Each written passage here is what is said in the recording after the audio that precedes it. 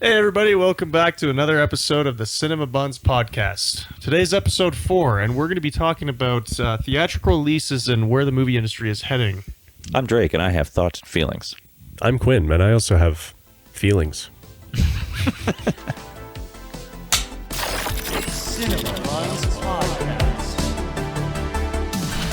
Should we start it off with the beer selection of the day? I can't imagine a better way. Oh, and I'm excited. This was my turn. So I went to the really small, shitty liquor store by your house because it was the most convenient. There's a good liquor store by my house. I know, but it was not where I needed it to be at the time of all my other errands. So this is what we're settling with. Settling? I don't want to settle. That looks great. What is this? So this is Fernie Brewing Co., and the beer is West Coast Pale Campout. All and right. it intrigued me. So, I mean, I've definitely had Fernie Co. before, but I haven't had this specific beer. So Consider me doubly intrigued. Yeah, Fernie Brewing is good. I like their stuff. here we got one for you. Thank you. And we got one for you. Oh, hi, Nolan. Cheers, boss. And one for me. Oh, and if you see Nolan in the camera, this is our he's our set dog, Yes. and he will be in further episodes most likely. He's really the creative director. He holds it all together. We wouldn't be anywhere without him. Yeah, honestly, I'm getting a little worried that he's going to get mad at us for what we're doing right now, so we should probably get back on track. Probably. Shit. Oh yeah. Ah, That went perfectly. Yeah, nothing bad happened there. I'm excited for these. We had a few of the Fernie Brewings on our snowboarding trip, Oh, yeah. and Yeah. I wasn't super familiar with them, but they were good then. They're And probably they're going to good be good now. The foam was even good. Cheers, What everybody. is that having? Cheers, boys.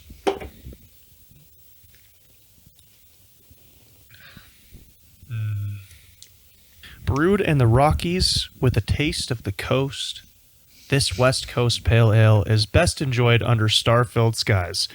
Well, we don't have star-filled skies right now, but we have something even better. Each other. Speak for yourself, dude. Yeah, you're right. That was too far. This is a business relationship. You two are the stars in my night sky. This beer is the star in my night sky. It is very good. I like how the hoppiness is like, it's there, it exists, but it's subtle, you know? It's just reminding you that you're drinking a beer. And it does say at the bottom, hop forward and tropical. And I do kind of taste the tropicalness. Yeah, there's a little bit of citrus, I think. Yeah. Like I could enjoy this, in a forest or on the coast of Mexico. Specifically Puerto Vallarta. Oh, man. Mexico's... Well, we don't need to get into it. That's Mexico's a been different. in the I'm sure news. there's plenty of other podcasts Okay, that you can go to listen about that. We'll make a movie about it, and then we'll talk about it in the next We'll make podcast. a documentary. No, we'll make a movie. Yeah. Then we'll make a documentary about the movie, and then we'll make a podcast about the documentary that's about the movie. Okay, And that's only then genius. will we talk about current events. Yes, Yeah. that's the criteria. That's the only way. Yeah. West Coast Pale Campout. Check it out. Yeah, I'm on board with this one. Really good. I'm not saying it's not blowing me away or treading new ground, but I do think it's a really nice conversation between the bitters of the hoppiness, but some juiciness, some freshness. It's It's not like too thick either, which personally I prefer. Like a really thick beer just doesn't make me feel fantastic after Oh, I thought you were drinking saying it. you like the thick ones. No. I actually like I don't like, light beer that tastes like nothing, but I like it if it's too thick, it doesn't sit well with me. So this is like the perfect amount of lightness and thickness. So if you like something in between light and thick, then this is your guy or girl. It's like an Whatever. IPA for people who it's from the IPA family, but it's easy to like. I'm not into the super strong bitters, but this one, Yep. Yeah, I would recommend this. If I had a strong IPA friendly person in my life, and they wanted to branch out, I think I would start them here. cheers to that. Okay. Good. All right, but we're not just here to talk about beers as much as we enjoy them. We have subjects about the film industry, and specifically today, we've got media coming at us from every angle. And it makes a person worried sometimes if we are going to have theaters to go to going forward. Are they going to survive this typhoon of content? It's a good question. I don't know. It's a good question, and no one's about to chew your duck. BRB. Was that the duck? Where do you guys think the industry's going in that regard? Oh, man. I think theaters are here to stay. I can't imagine a world without them. Yeah, I think it's definitely inevitable that they won't go out of business, but I am scared just because, you know, there's already a huge reduction in people going to movie theaters just from the price of popcorn alone, and that's pretty much the only thing that's keeping theaters alive is how much they charge for popcorn and beverages at this point. And I feel like there's just less and less movies coming out that's incentivizing it for people to go to movies. You know, I think all the originals are coming out on Netflix and Prime, and then there's TV shows, and then it's like once in a while you get some big hit Hollywood movie, but most of the time it's either like a live action remake, some Marvel movie, or just you know, something that you go into and just feel like it was there and exists, but it's not mind blowing, which is what, in my opinion, it used to be like. Used to have like 6 good movies at a time. That was like all year round, you know? I very much enjoy movies. But most of the time when I watch films, it's on my computer, right? I love isolating myself and just absorbing the film and trying to get like the most I can out of it. So I watched on headphones on my computer. I love watching horror films like that. I love watching action like that. So for me, the theater has always been like a treat. It's always, you know, there's the social aspect as well. And I'll go to movies like on my own as well. I used to do that a lot. But not so much anymore. Usually when I go nowadays, it's with somebody else or a group of people. So it gives you something else. It's sort of a unique experience. I don't see that going away. I don't see it ever being fully replaced, even though, you know, I mostly watch films and you know, Netflix and all that stuff, obviously on my computer. That's how I consume most of the films that I watch.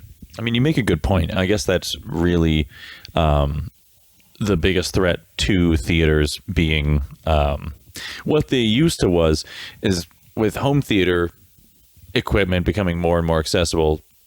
Some people can just watch everything they want on their pretty decent computer, or a lot of people do have pretty decent setups to watch stuff at home. So with everything being available in streaming, then you don't have to, you don't need to go to the theater to see things, and you don't even need to wait that long. So since it's not the primary place we consume big releases anymore, the selection has suffered a little bit.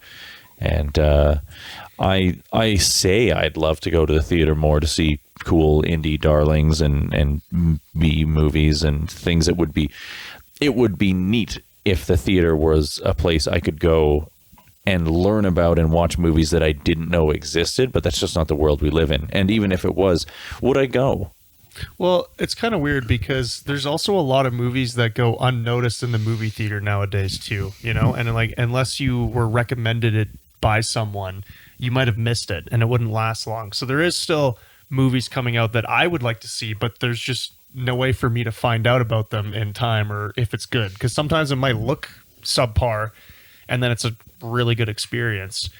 Yeah, they don't run them very long unless it's the absolute hit of the summer or the season. That's one thing that scares me, is just how short run times are. Like that one movie that just came out with Leonardo DiCaprio, One Battle After Another. I swear it was in theaters for like 2 weeks, and then it was in the cheap theater. Shout out to the cheap theater, though. Yeah, the cheap theater, And honestly, if I was going to go and see a movie, I would love to go and support the smaller theaters. It's unfortunate, though, because they don't a lot of the time have the budget to, you know, keep up with the big names out there. Or repair their seats. You know what's funny, though? I went to Canyon Meadows to watch One Battle After Another with my dad, and it was packed. Was it? Yeah, it was packed. And, like, they were definitely selling out.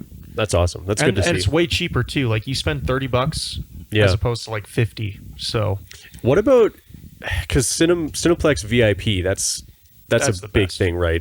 And I almost see it going more that way, where, because already people are stopping watching films as often in theaters. Yeah. And when they do go, like myself, it's a treat. It's something special. I'm willing to go spend the money to go and watch this film in the best, like, Yeah, you want to be comfortable. highest production value, most comfort, you know.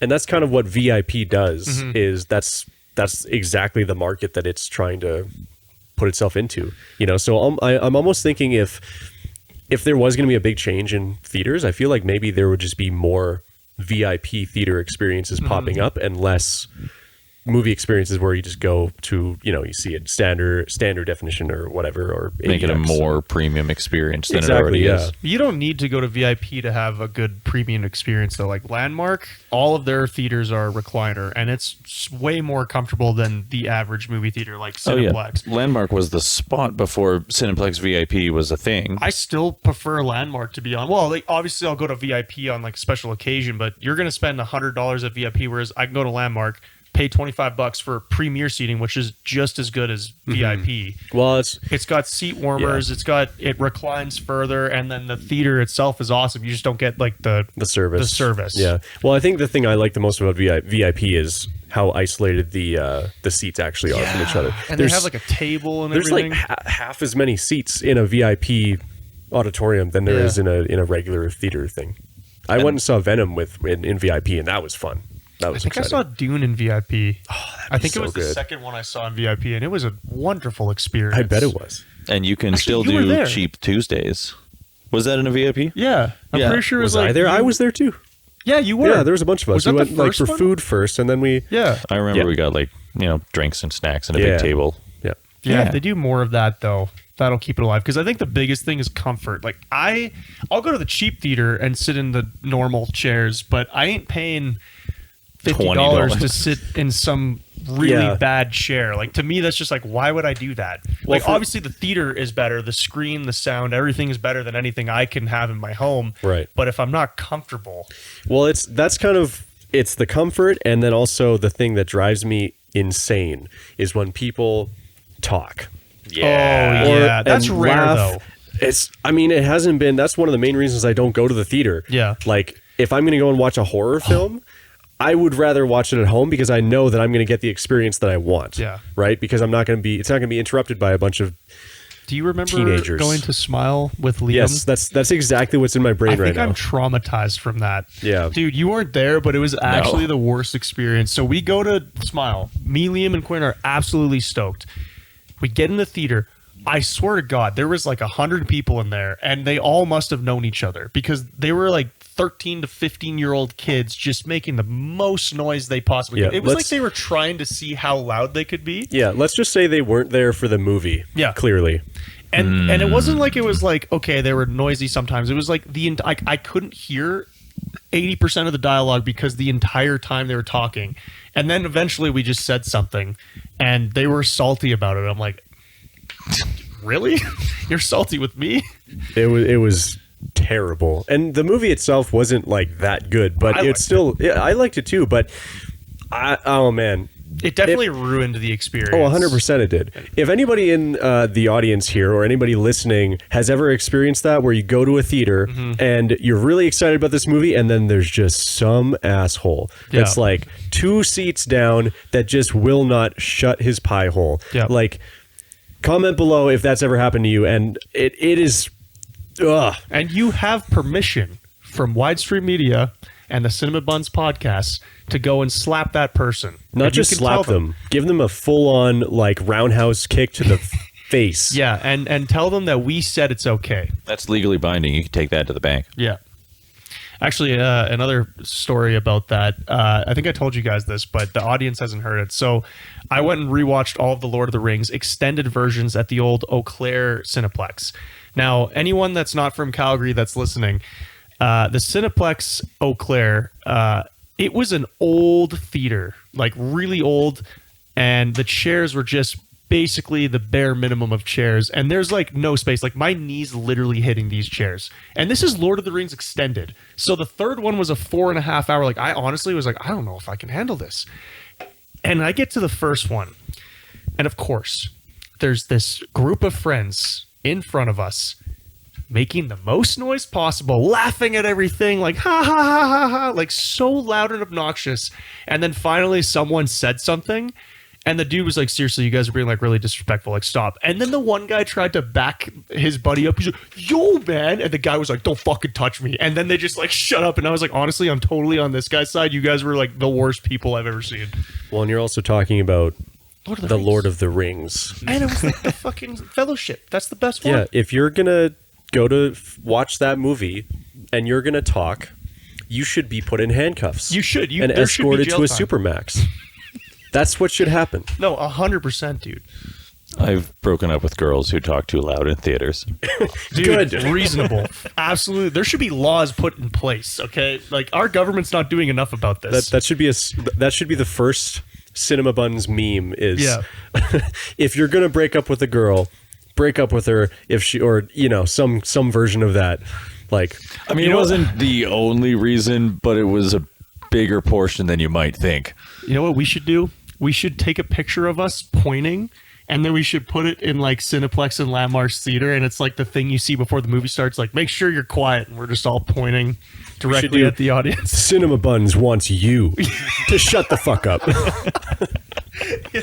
That would be awesome. I think I want to talk about Ironlung. Ooh, yes. I still need to watch that. I still got to watch that movie. I watched it a couple weeks ago, and I was pleasantly surprised. The cool thing is, like, I didn't know that this guy was a YouTuber until after. Really? Yeah, and then I found out all this stuff about how it was literally just him. Like, he directed, produced, did some of the editing, and got the movie in the theater with absolutely no help from studios. And I can't help but wonder if this is going to spark like a revolution in film. Like, maybe we're going to see a lot more movies coming out from independent filmmakers just like him on YouTube. Like, he did have obviously like an insanely big audience to back him up, which helped for sure. But it's definitely like, I hope to see more movies come out from people like him, because I think it's honestly going to be really good for movie theaters in general. Sorry. I'm actually kind of jealous that you didn't know who this guy was. Yeah. Because that's why I knew that this movie existed, is because I read gaming news about the movie, not I went to the theater to watch a film that I was excited to see. Yeah. Right? So I'm not going to go into that experience completely objective. I'm going to go into it knowing more information about it than I kind of would like to get an objective experience. You kind of got to experience it full on. I didn't even know what it was about. Yeah, that's really cool. I just went in because my buddy was like, yo, we should go see this movie. It looks really cool. I was like, I'm not going to watch a trailer. I'm not even going to look at the cover. I just went in completely blind. Yeah, that's awesome. Yeah. And it was a great film. I definitely will say that there was parts that felt kind of boring, but the movie itself was solid. Because I have a buddy that watched it, and he's a huge fan of Markiplier's content, and he said that there were times where you could tell it was an indie movie. Like, it didn't feel super high budget, which it wasn't. I think the budget was $3 million, I think is what it was. And it made $50 million. Yeah, that's insane. That's wild. That's crazy. Pretty good return on investment. Yeah, right? And dude, there's maybe I think 20 people that were, I don't know the exact number, but the credits were 10 seconds. Right. So all of them made just millions of dollars off this film. It's just crazy. Depending on how they split it, who can say? And actually, one really cool thing about this film, apparently they used 80,000 gallons of blood in that movie. Real blood. Which is the record. No one used real blood. Of course, yeah. Was that the fun movie fact that you were? That was the fun. No, I've got another one, but that was the one I was gonna say, but I couldn't hold my tongue any longer. I was joking. I was like, the fun fact is that they used 800 gallons of real blood. 80,000 gallons. That is a lot. Just conceptualize that for a second. Think about 80,000 gallons. Well, I don't even know what that would look like. Yeah, how much does a gas tanker, semi truck, how much do those hold? I'd say 1,000 gallons, maybe. No, I think it's 20,000 gallons. Yeah, you gotta look this up. Fact check that. 4 liters out of a gallon, Standard commercial 3.78. semi-trailer tanker for transporting fuel typically holds between 5,500 and 11,600 gallons of liquid. So what's that? Like 8 times or eight of those trucks? Yeah, so 8 semi-trucks with tankers on the back. That's insane. That's a whole lot. That's a lot of Yeah. blood. I thought the what I'm previous saying. one was Carrie, and then I think the Descent actually. I don't know if the Descent was at the top, but it had a lot as well. There's probably tons of movies that just one-upped each other each time, but this one apparently holds the record for, I know That's it was what- Carrie for a while. That's what 2 million of the 3 million budget was for the blood. probably. It was just for the fake blood. Just 8 trucks worth of fake blood. Yeah. Now I kind of want to watch it just to see where they used it all. You I guys wanna definitely should watch it. before it leaves the theater. I want to. Well, it might already be gone, honestly. No, it's doing pretty good. Is it? Well, I mean, it already made 50 million. I think it just came Yeah. out like 2 weeks ago. And that's really the interesting thing is like, could that theoretically usher in more appreciation or more willingness to take a risk on smaller studios Yes. projects? Yeah, like it could, but it also could just be a one-off. But I think it's going to encourage other YouTubers and other like people from social media to make movies because they already have an audience. And I feel like there's a lot of people within this guy's audience that probably doesn't go to movie theaters that often. But because they watch this guy playing video games all the time and now they know he makes a movie, it's going to drive more traffic into movie theaters. So I think it's going to definitely encourage. I think that's the important thing. It doesn't really matter if large theater companies now choose to show like lower budget indie films, but really whether this success inspires more small time filmmakers or independents to produce their stuff and get it out there, because I just want to see what people make. I don't care if I have to watch it online or if I get to go to a theater to see it. I mean, I think it's an interesting conversation. I don't think it's gonna be some kind of like a revolution. Like, I don't think this is the tipping point. Like, I don't think it's anything like that, because the only reason why that film was even in the conversation to have a theatrical release is because of his existing audience, which Yeah. is millions and millions of people. This One is of the- you're talking about like, yeah, one of the top influencers in the world. Yeah, one Well, of we the also most saw- famous people in the world, most subscribed YouTubers in That's the true. world. Like, Of course, that's going to drive traffic. But we Yeah. did also see Good Boy, which was a completely independent film. And the only studio that backed it was Shudder. And it was literally like the smallest film crew and just a dude and his wife that filmed their dog. And that made Right. it to the theaters. But didn't that first do the festival circuit? I don't actually know. I think that's one of the other big differences is Iron Lung Right. didn't do hit festivals. It straight to the theater. and that normally is the pipeline, isn't it? Indies can get there, but they have to perform traditional extremely kind of well festivals, in yeah. and Yeah. they can. They have been able to. Parasite, like you mentioned before, that's where that one got all Yeah. boosted from and made it into North American theaters all across the. I do think that it's a good crack in the armor that is traditional filmmaking, though, because, this guy's done it, right? And these theater companies, they're making money, right? Why wouldn't they do this again? But somebody had to be the first one. It had to be a proven thing that could happen, and now they're obviously going to be on board for future versions of the same situation. But you are right. Like, this guy had a massive following. So it's not like we could just go make a movie and then get it in the theater and have the same Yeah, well, I think result. it wasn't just that. From what I heard, it wasn't just he had an existing audience and then theaters were like, oh, this guy has a big audience, we should put this movie in. It was his existing audience strong-armed these companies into screening the film. Yeah, they How did- specifically wanted to see it. There were tons of people asking their local theater, like, when are you guys showing whatever? Are you going to get in Iron Lung? What did they even say? Like, what I'm was not the sure. conversation like? I wonder. Call your senator. I wonder. Call your theater. Yeah.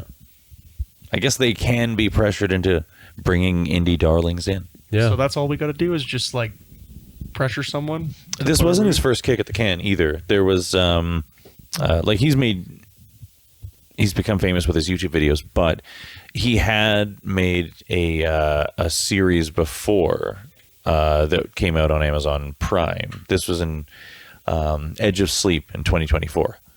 It was a single season, and that's something that he was considering for this project, but ultimately decided to go for a theatrical release rather than a streaming service, because you have to sign contracts. You have to commit it to them, right? If you're going to put it on Amazon Prime, well, Amazon Prime now has now shares in the distribution rights. So you don't own it. You don't have full control. You're giving up some control. So a theatrical release gives you the most freedom and the most control, but could also be a huge failure. Yeah. I think it's an interesting conversation choosing to release it on a streaming platform or in a theater, because I mean, if you can get a theatrical release, obviously you're going to do that. But there's quite a few filmmaker content creators that I watch, and there's sort of this stigma in Hollywood against YouTubers and against content creators, where if you make a film, any documentary or whatever it might be, and you put it on YouTube, and that is your resume, and then you go into Hollywood and you're like, yeah, I've got experience, and then they see your experiences. Oh, you released films on YouTube, and yeah, you've kind of got an audience.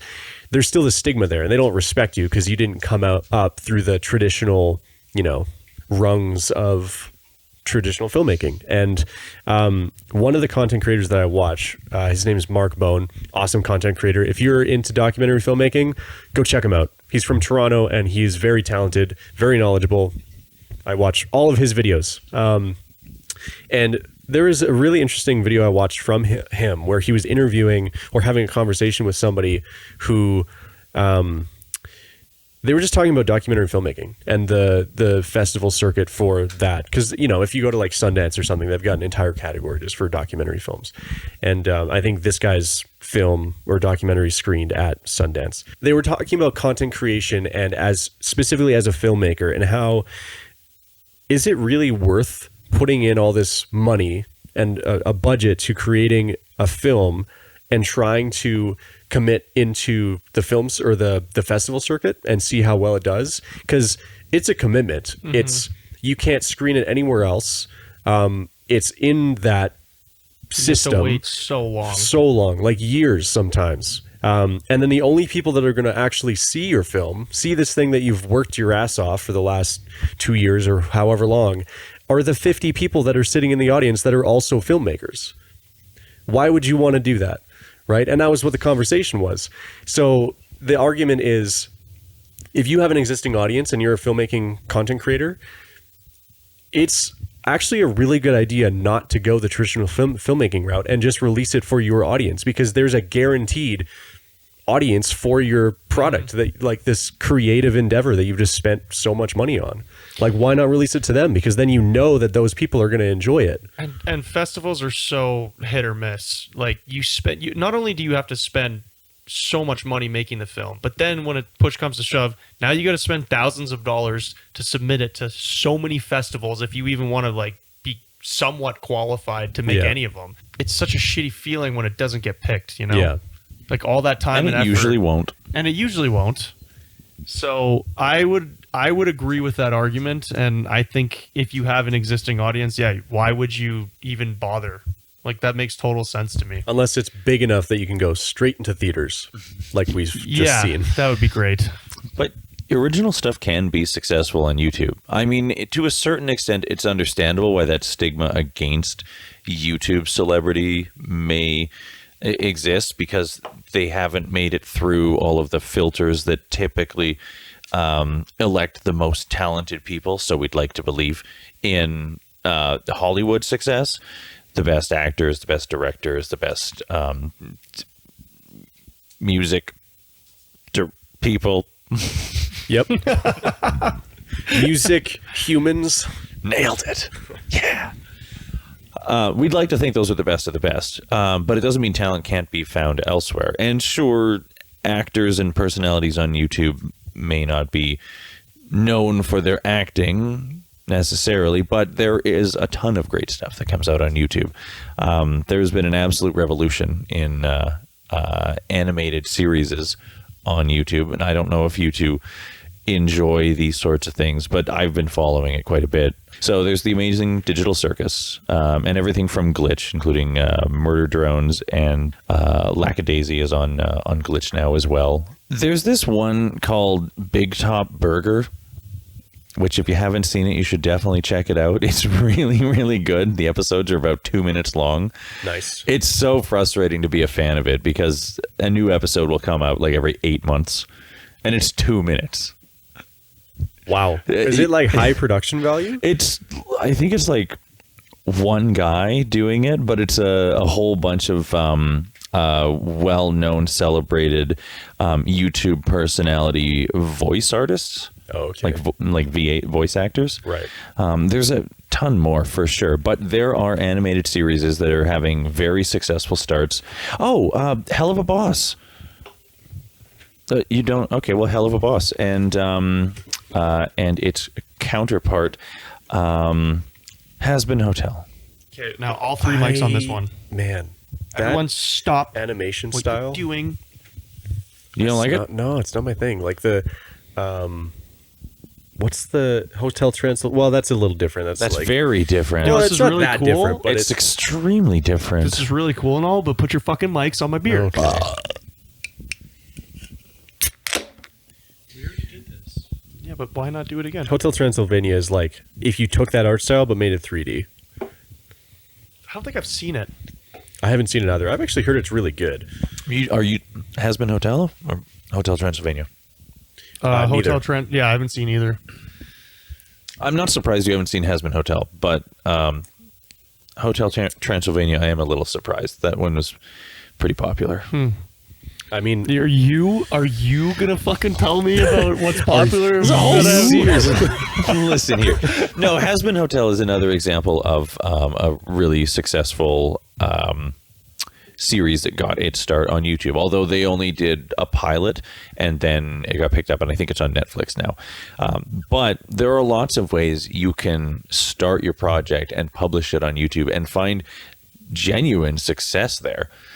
I think the YouTube audience is not something to disrespect or look down on anymore. And I think Markiplier's theatrical success definitely shows that. Those are numbers. Those are audience members. Those are potential butts in seats and ticket sales.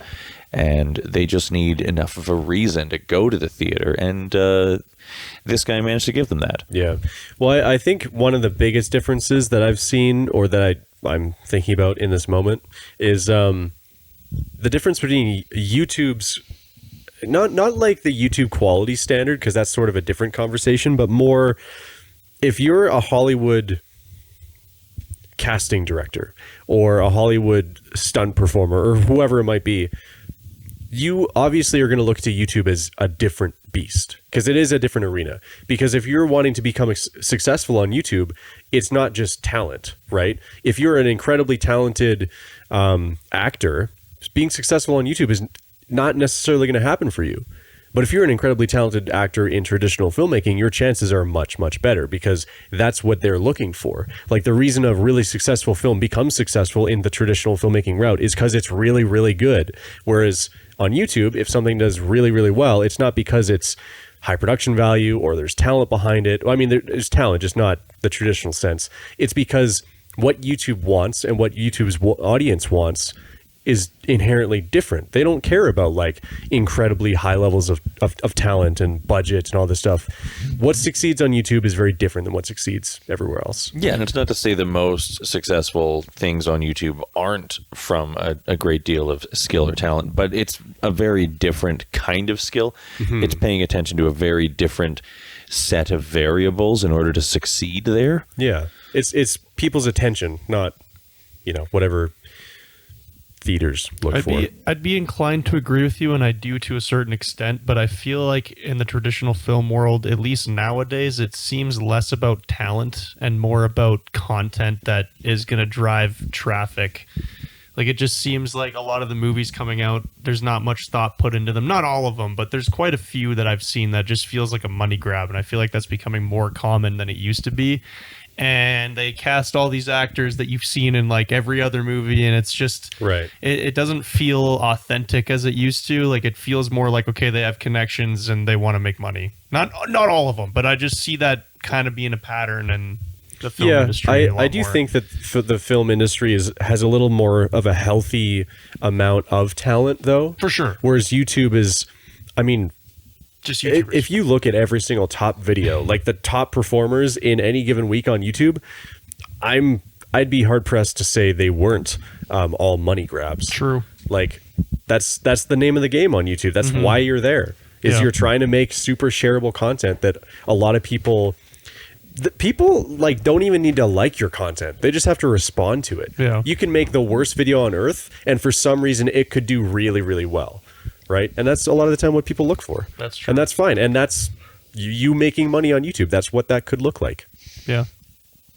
And that's not to say the traditional theater route isn't all a money grab. It has been for a long time, and really that's what we as audiences have been struggling with, to find something cool to see, because it's just the rich getting richer for the most part. Like it's been dominated by whomever has the biggest advertising budget.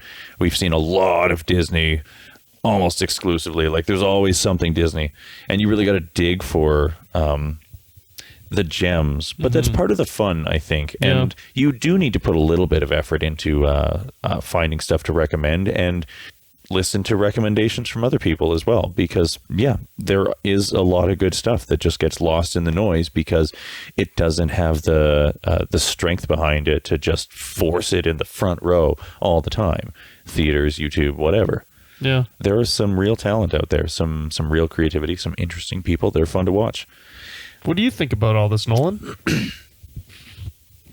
He clearly wanted to be a part of it. I don't know what. I'm glad you're here, buddy.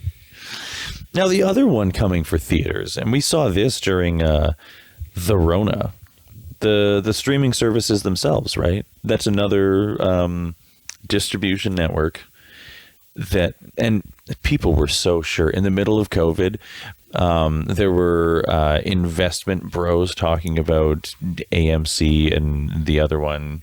Nobody had any faith theaters were coming back. It was ridiculous. Everybody was certain theaters were done, right? I remember that. But they remained open pretty much all of COVID.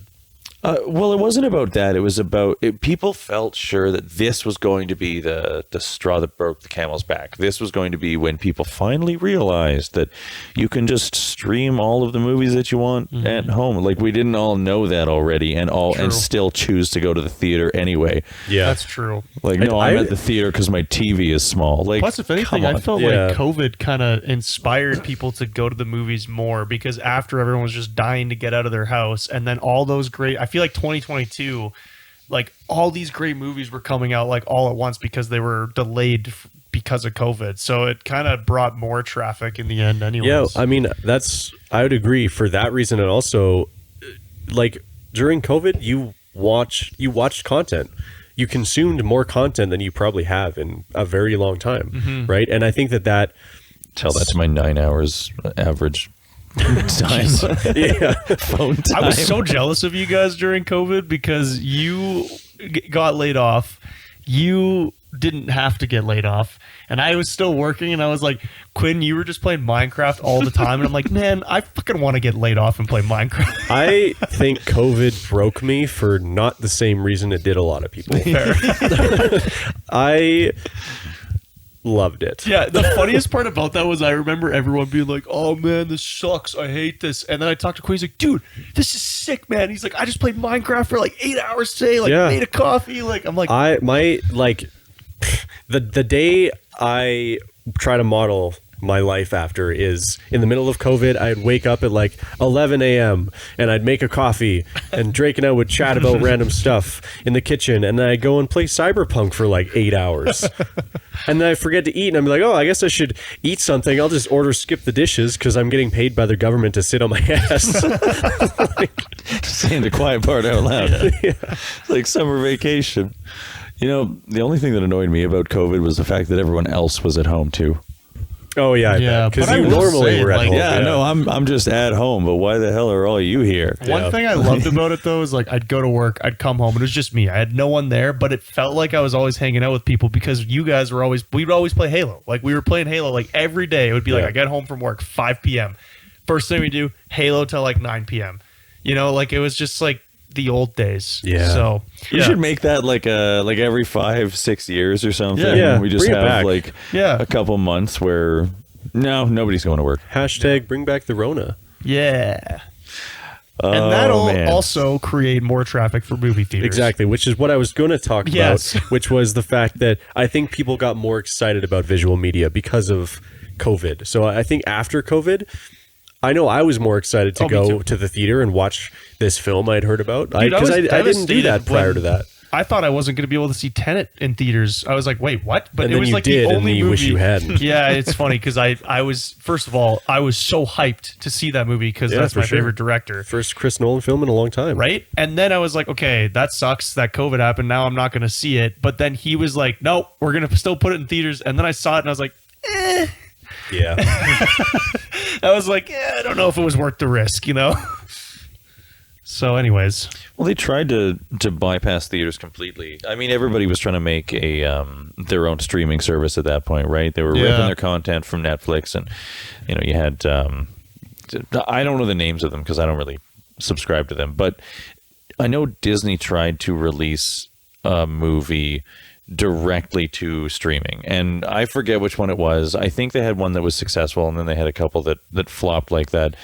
They were really experimenting with cutting the theaters out completely, because if they could just get the same success with their film releases without having to split any of the profits with the theaters, then of course they would have done that. And they immediately learned that was a huge mistake. yeah. That leaving the theaters out just craters your visibility, your discoverability, people inviting people to, like, there are tons of people that see your movie, see the posters, invite their friends, tell people about, oh, I went to the theater to see whatever, but not so many conversations around the water cooler about, I turned on my TV and I watched whatever. Like, of course we talk about what we watch, but yeah, it was a mistake to think that they could replace it, and they definitely haven't. And one thing I remember too about movie theaters during that time, they were really trying to get people to go still. And one thing I thought was cool is they were playing all these old movies all the time. That was cool. And I loved that. It was sweet because there's movies like Inception that was coming out, and it's like those are movies that I would love to just be able to go see in theaters again whenever I wanted. And it's like, oh, now I can. Whereas like now it's like once in a blue moon, your favorite movie might go back into theaters for like a weekend or something. Whereas then it was like every week there was like an old classic movie out, you know? That's the one great thing about smaller theaters is they're That's always true. doing that kind of Yeah, stuff. but it's like for the smaller theaters, it's like it's not. I want like the big screen with the best quality. Like I don't want to go see Interstellar in a cheap theater. I want to go see Interstellar in IMAX. You know, I mean, that's fair, but I don't see them doing that. You know, they did it already. Well, yeah, last like, year, but it's or not the year before. It's not like a consistent thing. No. Right? It's like once in a blue moon. Like the same thing with the Lord of the Rings trilogy. They'll play that like I think they do it annually. That one they do annually. Yeah, which is great. Yeah. But they don't do that for everything. No. And I like how smaller theaters do reruns of. It is true, but for you know. me, it's like the smaller theater. Like I'll still go, but it's like if I'm gonna watch a classic movie that I own in a theater, I want it to be the best quality because otherwise I'll just watch it at home. Yeah, that's fair. But cheap theaters are still great. Like I love the experience. Like I was just saying when I went to Canyon Meadows, I was like, man, this is great. Like popcorn's just as good as any other theater. It's cheaper. Saw a great movie and it was all right. I wouldn't say it was great, but I might get a portable cushion. That's my only criticism of the cheap theaters. for me, it's not just the cushion, but I'm a tall guy and it's like you're sitting like this. Right. And then there's nowhere to put my legs. That's the whereas recliner, it's like I feel like I have so much space. Yeah, it's difficult for them, I'm sure, because like I'm sure if they could, they would upgrade all of that stuff. Well, the cheap theater, I don't want them to because then it wouldn't be a cheap theater. If they're going to upgrade their stuff, it's going to be a regular so theater. in where we're from, the Beacon Theater, it got fully like renovated, a new projector, and like it was fully new. I think during when I was in high school, they redid it, and it was still dirt cheap.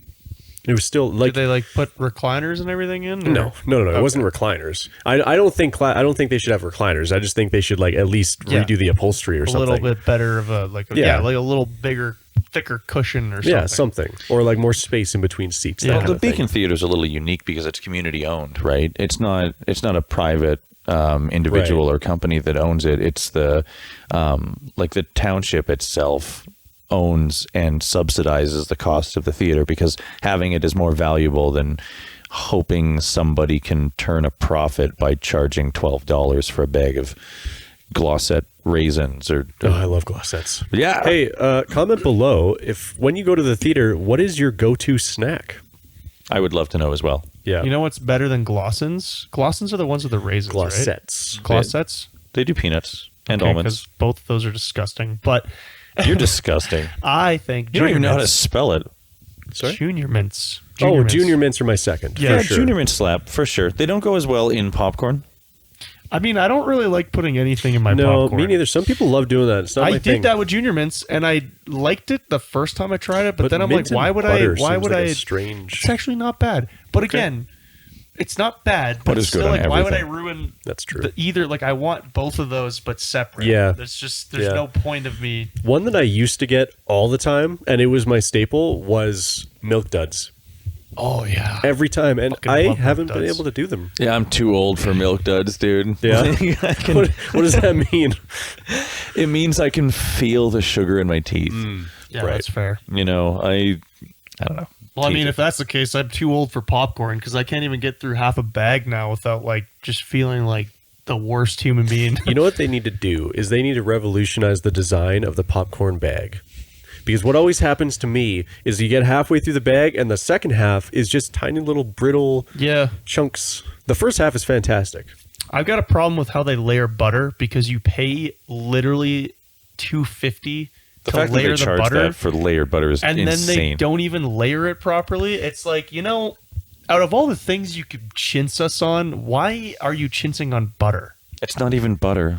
Yeah, No. it's not even butter. So I got to go to the margarine stand and like add it, and then I can Oh. only get it on the top because you can't do the layered. Dude, I always get layered butter and I go and just Oh, dude, same. Just unload it. I'll do like a bunch of circles and then I'll shake But you it. shouldn't have and I'll to do a do bunch that. of circles. You know what And you it's do? always some stupid kid too. It's always some like 16-year-old kid that's just like, okay. They don't even care, and then they Yeah. don't layer it properly. It's like, just let me do it. Just let me go around the counter, and I will layer it myself. You know what you got to do? You bring a paper bag from the grocery store, like one of the ones for your groceries. Just get your butter regular style and then pour it into the paper bag and just like storm that margarine on it. So now you got to pay for butter twice. No, well, if you want to, I don't give a shit, but like Right. then you pour your bag of mini M&Ms in and just like toss it around. You know what I'm going to start doing? I'm going to get a large or whatever size I go with. I'm going to ask them to put 2 bags of the smaller size. If I get a medium, I'm going to ask them to get 2 small bags and put them inside the medium and then put the popcorn in, because then I'm going to have 2 smalls inside. And that way I'm not going to be stuck eating little brittle chunks on the bottom. It's all going to be like fresh. And you can know? thank Quinn for holding the line up for that one when you're there. They should just have them pre-packaged like that, Yeah. honestly. But if you're a movie theater worker and you're watching this, please just layer the butter better. Have some pride. Yeah, literally, like, come on. It just any amount of giving a shit would be. You don't even have to give a shit. You just have to Just not pretend. not give a shit. Yeah, or just don't give a shit, but do it anyways. I don't care if you like it or not. Just act like you care about your job. Yeah, Just for us. If you get a job at a theater, they're not hiring you because you're talented. They're hiring you to pretend like you give a shit. Yeah. That's what you're paid for. 100%. Straight up, if you get a job at a theater, they're hiring you because you're 14 and they don't have to pay you very much. Yes. Yeah, and you won't complain about it. But I'm complaining about it because you're not doing my butter right. So, You go home in and fact, complain about it. If anything, you should Doesn't get paid matter. less because of the lack of butter. It doesn't matter. They still got your $24.99 for that popcorn and soda. $24.99. That's cheap. I feel like it's usually more than Oh, that. I spend $50 every time I go to the theater. yeah. Yeah. Well, They I got also this- get. Well, you but know, you're usually with 2 people, right? Or are No. you talking just one person? no, like just me. Yeah, Whenever that's I go. one Holy person with. shit, dude, is it Well, that yeah, much dude, now? because it's $24.99 for your popcorn. And then it's like $20 for a ticket. and snacks. no, Well, $24.99 for the snacks. popcorn. yeah, your that's like popcorn a soda, combo. and Oh. you'll get like a popcorn soda and a small candy for like $26.99 or something. Right. Yeah, I think, and like I said, the cheap theater, I think it was like $30 for 2 people, for me and my dad. And it was like a large popcorn, large pop, and candy. That's crazy. And then it was like $40 total, and it was 2 tickets. I don't mind paying extra for snacks. Oh, neither do I. I just want it to be close enough to the normal price that it's inconvenient to me to stop at London Drugs or 7-Eleven on the way there and Right. fill my pockets with candy and then go.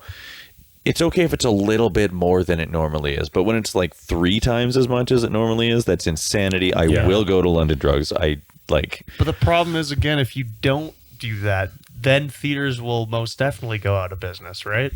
I mean, it's kind of tough because there's a part of me that wants to agree where it's like, you know, yeah, like if we stop paying absorbent amounts of money for snacks and stuff, then they're going to go out of business. But I think they know that, right? Like Cineplex is a massive corporation, right? Like they could absolutely figure out a way to not chintz people on charging them for all this stuff and still be successful. Don't they have kind of a monopoly right now? Like, couldn't they just do some sort of collusion and price fixing, like the bread thing? But instead I of love screwing, us, the consumers, they could just screw the big movie companies. I mean, they've already proven that they are a necessary part of the pipeline. That movies will not make as much money or be nearly as successful if you try to avoid the theater. So why not just charge the studios more? Charge Disney twice as much per ticket. Yeah, what are they going to do? Like, oh, I guess we can't. We're going to not release our film because you're charging us too much. I mean, Disney will just build their own theaters across the country. And nobody wants that. Yeah, no. Yeah. Imagine if Disney opened a movie theater chain. I'm sure it's been discussed. Oh, Oh, for sure. Yeah. Definitely talked about it. It's been brought up many, many times, I'm sure, in big corporate Give it a meetings. couple years. I think they just rather buy the company that already owns them. That's true. It's easier because then they're already built. There's no hassle. Honestly, I don't even go to Cineplex anymore. I strictly go to Landmark unless it's VIP. Then I'll go to Cineplex. You know, you can go there on cheap Tuesdays too. You can do VIP? Yeah, you can do VIP or Landmark. They both do cheap Tuesdays. Should probably do that. Why? It's Tuesday right now. I we mean, should just exclusively go to VIP Cheap Tuesdays. I do. yeah. We should That's make that. We exactly should what I make do. that Yeah. like a monthly thing. You gotta buy it like a little ways in advance because that's what everybody wants to do. It's like Right. $5 or $7 or something. That's crazy. It's so good. I mean, then you got to spend $9 on a beer or whatever. you do need to plan it. Like, you're not going to just decide you want to see a movie that day and get a seat that isn't right up at the front, Yeah. like with the screen yeah. there. You know what they need to do? They need to normalize on cheap movie day, not just the ticket, but make the popcorn cheap that day too. Because I feel like it's still not that cheap. They got Because date it's night like, Wednesdays. Okay, cool, $8 ticket, but I still pay Date- $30 for Date night Wednesdays? Date night Wednesdays, yeah. What are It's they- $50. That's it. For 2 people for everything? Yeah. Like you can get food and popcorn. And Yeah, you get a giant popcorn and 2 drinks and a candy and 2 tickets. What is a giant for popcorn? $50. It's the full size. It's like it's the one where you and your partner are unable to finish it and have half a bag of popcorn sitting in your living room for the next 3 days. I mean, that's a large Do you have for to me. prove that Just you're me. partners? Can I go with one of you guys and just can that be a pretend that, thing? you're my We- partner? I'm Like, are they happy to gonna ask pretend. for- are they I'm gonna- happy to pretend I'm gay if it means I get more Are popcorn. they going to ask for proof? Because I will make out with one of you if I have No, to. they have We're committed saving money on movie going. No, and that still seems like a lot of money, but it's more fair. Yeah. Yeah. So $50. I think Dude, that was that's a Landmark. really good deal. Yeah, that was Landmark, I think. What? Man, I Is this like a remember. new thing? It's not even that cheap, but it is totally reasonable. Dude, $50 for 2 people, I'd say is. I guess that's usually how It's much. $25 it costs, a actually. piece. That's like just No, but your with snacks. tickets and tickets and snacks. He's saying.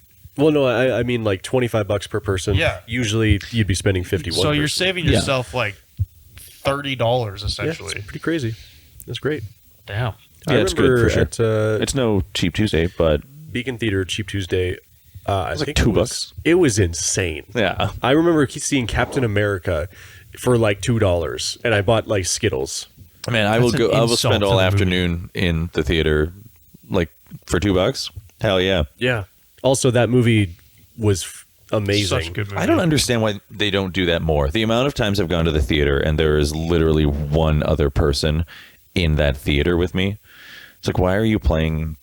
Why don't you strategize around this? You have a whole theater that is currently making you a couple dollars in profit because, like, I paid $17 and that guy paid $17, and you're paying for all the power, and you've got to pay the distribution, like, And whatever. the staff or whoever. Yeah. So like $40, this is worth $40. There's no way. Why didn't you just advertise that you could get in here for $2 and Yeah, it would you would be make more half money. full, right? Like you would for sure have 20 people in there and they'd be buying snacks. Anyway, I don't understand why we don't own the theaters. I was We just gonna clearly say- would do a better Oh, yeah. We job. should run theaters. They don't know what they're doing. No, they don't. And then we hire people that are competent when it comes to making the snacks and layering the butter. Yes. And if I see one fucking person just barely trickling butter on popcorn, they're fired immediately. So this is what we're going to do. We're going to start a theater, and we're exclusively going to hire popcorn buttering engineers. And Now they we're have to be talking. certified in a program that we curate. And we get the top popcorn engineers in the country, and we all The West. get them together. Top popcorn engineers in They'll the be West. slinging kernels left, right, and center. The top of the pops. Yeah. Top of the pops. And Top then poppers. we'll pay them less than minimum wage Well, yeah, because they're doing it because because they they have to love prove it. themselves before they get the big If you're wage. not willing to get paid $4 an hour Yeah. to be slinging kernels and Why are you whipping here? butter, like why? Who are you? Yeah, it's You a clearly passionate don't give a job. shit. Yeah. Alternatively, what about a butter syringe? What if you had like a 3-tip butter syringe? You put it in the bag before, and then you add the popcorn into it, and then you just like squeeze it as you draw it out, and it That's actually not a bad idea. distributes the butter, and you don't have all this extra labor. They're not scooping once and then buttering poorly and then scooping again. No, you just have this device that you put in the bag first, fill it with popcorn. Okay, so we'll hire Drake and we'll pay him $3 an hour to do that. The engineer that's going to be This made is out of what I'm- stainless yeah. steel. We need to re-engineer the popcorn bag. You could have little holes in the sides, and you take the syringe and you just Yeah, inject the butter And in you the sides. Yeah. And you walk in with your grease dripping. Yeah, it's literally gonna put it on. The your grease is gonna lap. pour No, you out. just I put was a new gonna say. bag over top of it. Just double bag it after the fact. or they could just layer it like normal fucking human beings. Yeah, they I can mean, act that's like they true. give a shit. Yeah. It all comes back around. Well, I think it's probably time to move on to the movie trailer. Yeah, what do you got for us, Quinn? All right, so this is a movie that I've actually been excited about for a while A while. because I very much like Nicolas Cage, I haven't really watched much like crime noir or noir as a genre in general, so I'm very excited about this movie. This is Spider Noir with Nick Cage, No, and here we go. not yet, buddy.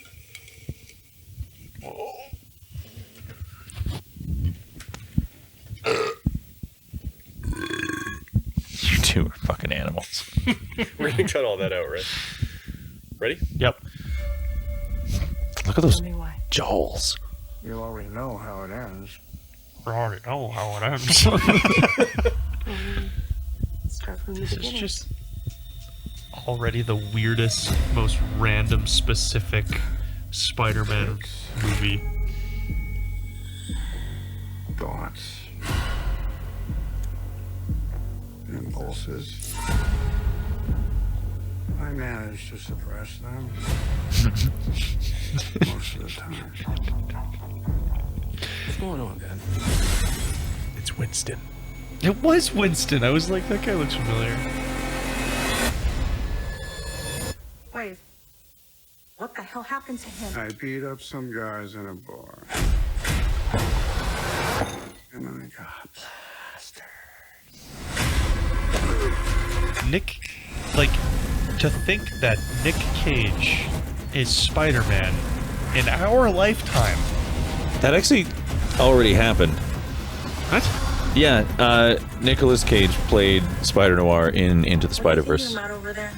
Oh, so this has been like That's cool. established. Yeah, I didn't know yeah. that. Which one? Is that the first one or the second one? That's the second. It would be the second one because they don't really. Oh, so good. Just seeing Nick Cage swinging as Spider-Man is like, I don't know if I can take this seriously. The CG at the end there was a little, I don't know about that. I don't know but, if I can take it seriously. oh, and that's the other thing with this film, or this, it's a series, I think, right? Yeah, Oh, it's yeah, not yeah. it's not a So film? you can watch it in both something hue, true hue, full color, or you can watch it in black and white. Wow. Yeah, and I'm definitely watching it in black and white because that's how it should be Yeah, watched. 100%. I got a black and white CRT. We can put it on. Oh, hell yeah. You just always have the best stuff. If you mean the best junk, yes. That's true. You do have a lot of junk. A lot of junk around here. The best stuff, I don't know about that. I think the reason I'm most excited about this movie is because it's Nicolas Cage, obviously, but it's so out of left field. Oh, it's the It's most random like- shit. And the fact that it's gonna be huge. This is gonna be a cult classic, I swear. People are gonna be obsessed with this movie or this show, and it's gonna be the hot topic for quite a while. I And I'm gotta just say, excited that it's the fact that can happen is incredible to me. It's got style for sure. Yeah. It's got like it's derivative of something. Obviously, this is a throwback to black and white gumshoe mystery movies, but Spider Noir always was, right? It's kind of a there's no subtlety to that reference, but it's cool that they can like get to this point and do a fully developed version of that. And yeah, Nicolas Cage does seem kind of odd, but he is who voiced him. I love Nicolas Cage. I'm just like, Nick Cage is Spider-Man that's black and white and like it's like a noir film. I'm like, what? Like, that's so random. The last scene felt awkward, like seeing him do the standard Spider-Man thing of swinging between the whipping around, but he's wearing the trench coat. Not totally sold on that as a look. Yeah, I mean, it's also just not practical at all. As a superhero, capes, come on, we've been over this. I think he would be a little more Batman about it. You know, a little more direct and immediate with the swinging that he does. Efficiency, and a little, you know? He's an old man. He's got to get places. He'd be subtle. He wouldn't be quite so acrobatic. But what do I know? I've never been bitten by a radioactive spider. This is true. Yeah. What are you talking about? You have no idea. I have no idea. Oh. I will say the CGI was a little awkward there because, I mean, if you look at the Tom Holland films, the Marvel ones, those are, well, I guess I actually think those Marvel, ones but look pretty CGI-ish. it depends on the shot. A lot of them, he's literally doing wire work. Like, he's in front of a blue screen doing all the acrobatics. But it still looks cartoony, even though it might be real. I think the Tobey Maguire ones look the most real. And the first Andrew Garfield one. That one looks crisp. Yeah, that one's a good one. So I hope they don't lean too hard on the CGI because you've got an entire, catalog of Spider-Man films that, doing it well should not be difficult at this point, Yeah, like it's 2026. I wonder if they're going to state a director, if this is going to be one of those shows where there's a different director each episode. They're always, usually for a show, it's a different director every time. No power comes no responsibility. Spider Noir, a live-action series starring Nicolas Cage, arrives in authentic black and white and true hue full color May 27th on Prime.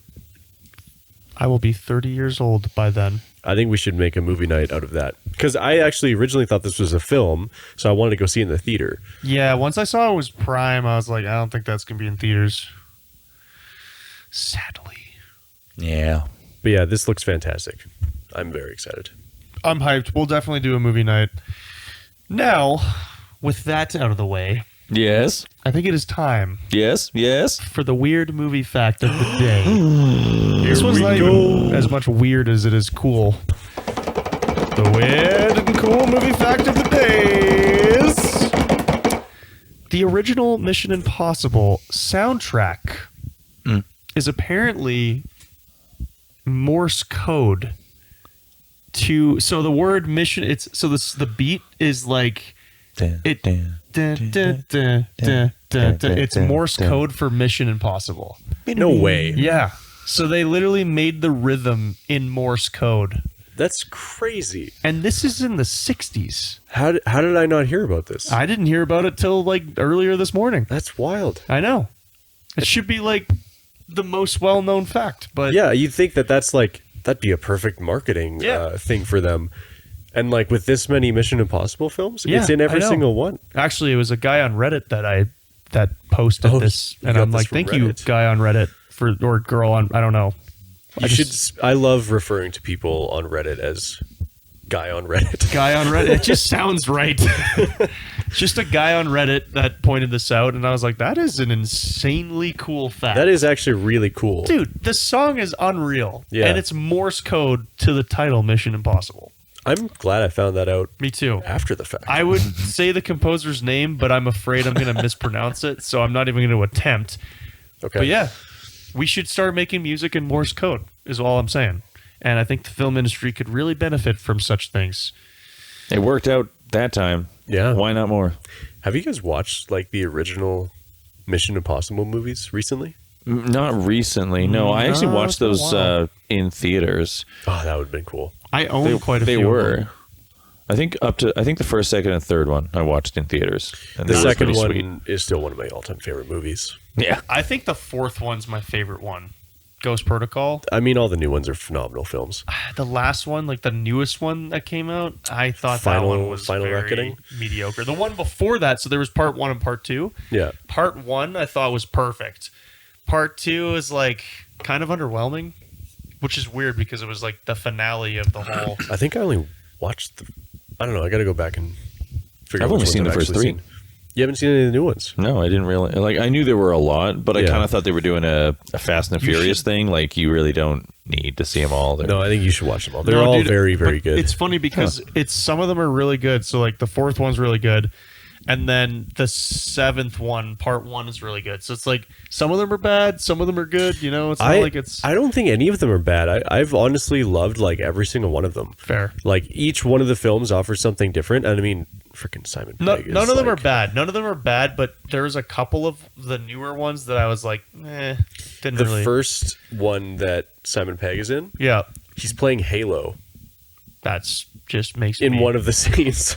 He's like Yeah, that's in his awesome. like booth or whatever with all his computers, and he's playing Halo on one and then doing coding stuff on the other. I'm so glad he's in those movies. Oh, dude, yeah. Aaron Paul is in Mission Impossible 3. Did you guys know that? Really? Yeah, he's in like one scene, and he has like 2 lines. He's in the brother-in-law 3, or whatever. and it's at the beginning when they're at the party. Yeah. And he's like, "Hey, man!" Like he's like asking him some bullshit as he's like mid-mission. He must look like a baby. He does, and I'm like, I mean, that so is did Tom Cruise right at that before point. he did Breaking Bad, which is probably like that was I just think that's crazy that he was in Mission Impossible. Yeah, We should actually, can we pull up that scene? yeah, for sure. Aaron Paul. MI3 Aaron. I probably spelled that wrong. Oh, you did. It's 2 R's. Come on, Get it Aaron. together. Fake fan. Oh, yeah. Oh my god, and the hair. Oh, dude. He still looks like a drug dealer. Oh, 100%. He was honestly, he probably is a drug dealer. Okay, hold on. No, this, No, it's awesome. I think it's gonna be sick. Me too, man. I gotta get the phone. Hey, you rock hard. also, imagine hugging Tom Cruise. That's the first scene of the movie. Is just Aaron Paul. Hey, man. Hey, look, I hope you're not mad I'm here. It's just Rick, I'm not mad. I'm not mad. Is Julia home? I tried her cell phone and there was no answer. no, sorry. Hey, did your friend find you? Which friend? I don't know, just some English guy. Rick, what did you tell him? Look, it's all good, man. I told him I didn't know where you were, and Julian might, and he's discharged at the hospital. Hello. Okay, someone's got to do like a meme video where they just like throw in like Walter White in there or something. Yeah. Every film that he's ever been in, the Need for Speed movie he was in. That was a great film. I like that film. I loved that Also, film. probably one of the most emotional scenes I've ever seen from Aaron Paul. Yeah, as well. I love Aaron Paul, man. Yeah, he's good. He's so good. Hey guys, if you haven't already, make sure to subscribe. This is episode 4 of the Cinema Buns podcast. We release one of these every month. It's been awesome, and we look forward to seeing you again. You want more stuff? You want more things? You want more of these idiots? Well, then you're going to have to hit like, subscribe, and please comment because... And ring that bell icon. Smash it!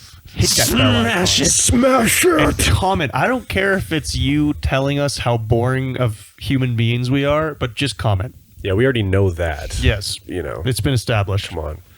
Yeah, so overall, I think we can all agree that theaters aren't going anywhere anytime soon, and we just got to keep going to movies whenever we can and supporting the industry, and hopefully more unique content comes to our theaters. Yeah, I think there was a bit of a scare for a little while there, but it's really nothing to be concerned of. Quite the opposite. There are lots of interesting places that a creator of a fine film material can publish their stuff depending on where their audience lives, and the lines just get more and more blurred as time goes on. You can build an audience wherever your home is, and you can elevate that to have a successful theatrical run. You can choose to put something through the festivals, or you can succeed in getting in contact with a streaming service and publish your stuff on streaming. Like, there are so many different ways to get your stuff out there. Really, we just need to inspire more people to make their vision come to life. Yeah. You gotta push your dreams. And if you're one of those people that hasn't been to a theater in a long time, consider going and checking out a new film. Or if there's a content creator that is releasing a film, like Markiplier, for instance, go and support that person, right? Like, we want to see these kinds of changes in the industry. We want to see everybody winning. A rising tide lifts all boats. So well said. Thanks for joining us. We look forward to seeing you on the next one. Bye. Have a good night.